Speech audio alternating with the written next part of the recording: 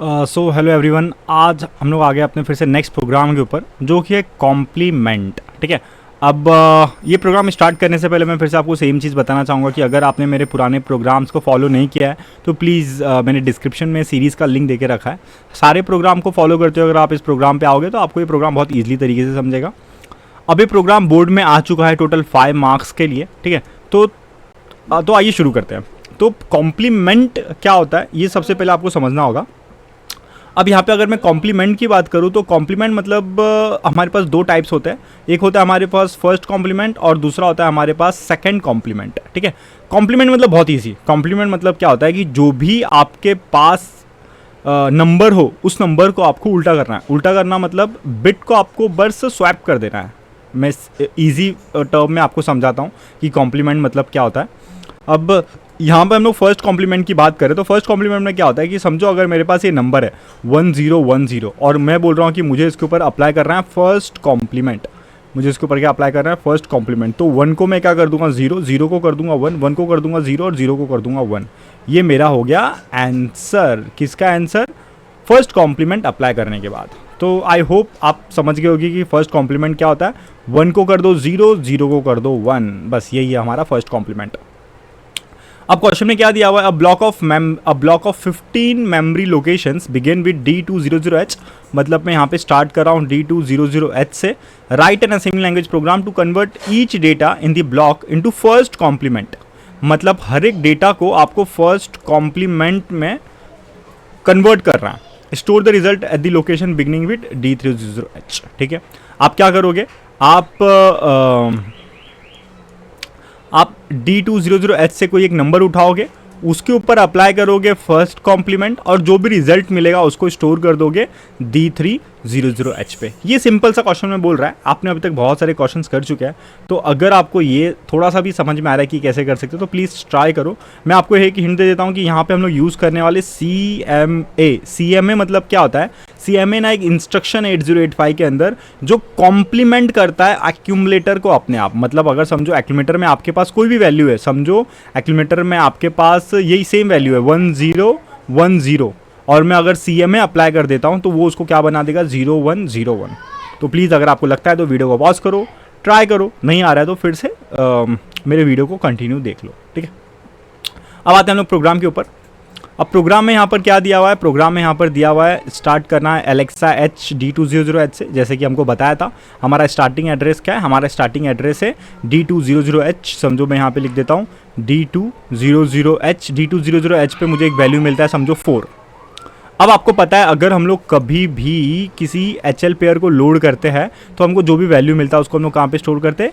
Memory के अंदर करते हैं। जी हाँ, मेमोरी के अंदर मैंने कर दिया। उसके बाद दूसरा बोल रहा है एलेक्सा D300H मतलब ये DL पेयर को सॉरी DE पेयर को लोड करो। अब DE पेयर को लोड करूँगा तो मुझे यहाँ पर एड्रेस मिलता है D300H। ठीक है। और इस पर कुछ भी नहीं है, इस पर खाली है। अब यहाँ पे समझो हमारा D पेयर है। ठीक है, D रजिस्टर है। अब उसके बाद मैं यहाँ पर बोलता हूँ MVI C0FH मतलब 0FH वैल्यू को मुझे इमीडिएट मूव करना है C के अंदर। ठीक है। तो यहाँ पर समझो मैंने एक C रजिस्टर बना लिया। C रजिस्टर के अंदर मैंने 0FH ट्रांसफ़र कर दिया। ये 0FH क्या है? ये 0FH बेसिकली काउंटर है। समझो आपको 0FH थोड़ा सा कंफ्यूजिंग लग रहा है तो मैं क्या काम करता हूँ, इसको एक नॉर्मल 15 लिख देता हूँ। ठीक है, 15 लिख देता हूँ इसको। अगर आपके लिए ये ज़्यादा कंफ्यूजिंग है क्योंकि मुझे 15 नंबर्स के ऊपर कॉम्प्लीमेंट अप्लाई करना है तो मैंने काउंटर सेट कर दिया 15 का। ये आपको पता है ये हमको किससे बचाता है? ये हमको इन्फिनिटी लूप से बचाता है। ठीक है, ये आपको ध्यान में रखना है। अब उसके बाद मैं क्या बोल रहा हूँ? मूव M2A मतलब मेमोरी की जो भी वैल्यू है उसको उठाओ और एक्यूमुलेटर के अंदर डाल दो। मेमोरी में भी मेरे पास क्या है? मेमोरी में भी मेरे पास 4 है, उसको मैं एक्यूमुलेटर में डाल दूंगा। यहाँ पे मैं एक एक्यूमुलेटर बना लेता हूँ और एक्यूमुलेटर में डाल दूंगा 4 को। उसके बाद मैं करूँगा CMA। CMA क्या करता है? Complement the accumulator. अगर मैं बोलूँगा कि मुझे 4 का बाइनरी नंबर बताओ तो 4 का बाइनरी नंबर क्या होगा? 0 0 1 0। क्या हो गया? 0 1 0 0। ये 4 का बाइनरी नंबर होगा। और अगर मैं इसके ऊपर फर्स्ट कॉम्प्लीमेंट अप्लाई करता हूँ मतलब CMA अप्लाई करता हूँ तो ये हो जाएगा 1 0 1 1। ठीक है, ये मुझे मिल जाएगा फर्स्ट कॉम्प्लीमेंट। अब मुझे क्या करना है? ये फर्स्ट कॉम्प्लीमेंट का आंसर क्या होगा? ये होगा 8 + 2 + 1 मतलब 9 10 11। इसका आंसर होगा मेरा 11। तो ये आंसर कहाँ पे स्टोर होगा, ये आंसर स्टोर होगा यहाँ पर। अब 11 को मैं अगर हेक्साडेसिमल में कन्वर्ट करता हूँ तो 11 को हम लोग बोलते हैं BH, ठीक है। आई होप आपको पता होगा ये कैसे आया। 9 नॉर्मल होता है, 10 को हम लोग A बोलते हैं और 11 को हम लोग B बोलते हैं। वैसे 12, 13, 14 ऐसे CDEF चलता रहता है, ठीक है। और H मतलब होता है हेक्साडेसिमल। तो मुझे ना यहाँ पर CMA करने के बाद मुझे मिलता है BH। मैं ये BH को यहाँ पर एक्सीलेटर में ही लिख देता हूँ, ठीक है। अब उसके बाद मैं बोलता हूँ HTXD, मतलब एक्सीलेटर की जो भी वैल्यू है उसको उठा के D में डाल दो, ठीक है। अब D क्या है मेरे एक्सीलेटर में, क्या है मेरे पास BH, मैं उसको डाल दूंगा D में। अब यहाँ पे BH आ गया, मतलब बेसिकली मैंने यहाँ पर क्या किया, 4 को उठाया, CMA अप्लाई किया और फिर उठाकर यहाँ पर वैल्यू डाल दिया BH।